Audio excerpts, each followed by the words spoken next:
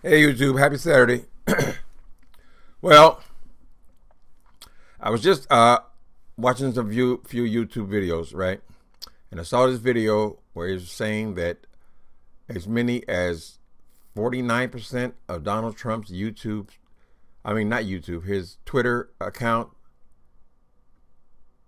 only about 51% are actual people. That the rest could be bots. This is where you go and you pay for followers on Twitter. Got me to thinking. So the great thing about the internet is you can just right here on YouTube, you can go and just research things and find out things pretty easy. So what caught my attention about this particular story? Anyway, first let me tell you this other story first. How am I going to do this? Several things I want to say. Okay, so about a year ago, I got involved in a little bit of a scandal. Now, this was with, you guys know I'm a writer.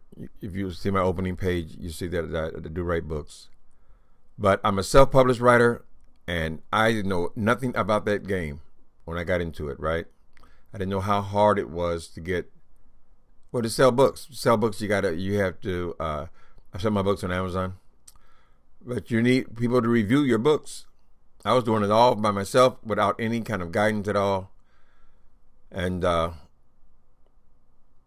needed to get reviews for my books, because when people go to buy books, they may not read all the reviews, but they will definitely check the numbers. If your book has been reviewed by 2 people in all of America and the world, they're usually not going to buy that book. So you have to have reviewers, right? A lot of people just have their family review their books, friends, you know, people, particularly people who don't live in the same areas, kind of spread them out a little bit and get a few reviews to get the ball going. Well, I didn't have that kind of network around me where people would take time to read my books, or I just didn't feel comfortable asking people to do that, you know. I figured I'd just make a good product, put it out there. Anyway, so my last book, I was going on there there's this company called Fiverr, right? I'm getting to the scandal. This company called Fiverr. Well, I went on there because they have graphic artists who will work for $5. They would do many things for $5. And some things, you know, it'll run over that, but that's the initial price. Anyway, I needed to put the book together. I needed to get a cover together, things like that. I needed to get formatting done, and I can go and get all these things done. Well, I was struggling through it on my last project to do it all on my own. Now, I can get help. Someone can just put the cover together for me. Someone can do the formatting for me, things like that. So I will go in there and pay $5. So I got a lot of stuff done. My graphics, you know, your pages on your Facebook page and all the different kind of pages you have, you know, you can get graphics done or whatever. $5. Sounds like a great deal. Well, while I was on there putting this last book together, I ran across something. Reviews.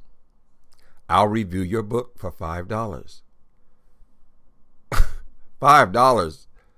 I mean, the way I was stressing about how to get reviews and so forth, and how important they are to get good reviews, just to get the ball rolling. Because people are just not going to fuck with a book that's got no reviews or 1 or 2 reviews. They're going to take a chance with unpublished authors or independent authors. Makes sense. I read a lot of bullshit books. And now I understood. I said, oh, that's why I go to some bullshit books that I know are no good. They only got maybe 100 pages in them. And, you know, they got 100 and something reviews. Oh, you could buy reviews. I said, okay, but is that unethical? I said, I don't give a damn. I need to get at least some reviews to get started, right? So I went and bought reviews for my current project and the last project, and I think I bought one for the one before that. I just went and bought $5. What the hell? I can go spend $25, $30 to get a few reviews. So I did that, and it's good. I mean, at least the people, they read your book. Some of them did. Some of them were just they would just skim them over it, and they can come up with a pretty convincing, few lines, whatever. So anyway, the reviews, they look nice. The ones that look nice, I put them up. Put them on Amazon. and at least I feel like it was a good investment, right? Well, last year, Amazon came up with this policy. They were no longer going to let bought reviews be on their site, right? I mean, they are a business. They don't want just you putting trash up there and you got all these damn reviews and people buy the product and false pretenses. So what happened was I went to check out my sales on my books or whatever, and to see how many real reviews I was getting. All the reviews were gone. They came up, like these people were doing all this stuff. They came up with a bot that would go and take off all paid for reviews. Their computers could pick out which reviews were not legit. I suspect probably a lot of it is if a person has reviewed, 40 books this week, they will say, okay, that's not a legit review. However, they worked it out. But they could pick them out, though, because every single review that I paid for was erased, taken down. And this was from not only me, but from many, many writers. So I guess these ones who had 100 reviews, they paid a pretty penny for all those. They're all gone. Okay, I said all that to say I got to watch my mouth because it takes me forever to tell a story. Okay, so I've noticed the reason why I find these things, the connection that I find between these things is there are several people online who seem to brag about their subscribers and their views. Okay, now we're getting to it. Okay, so now my curiosity was spiked. I just celebrated 2,000 subscribers over the course of the last year, right? Well,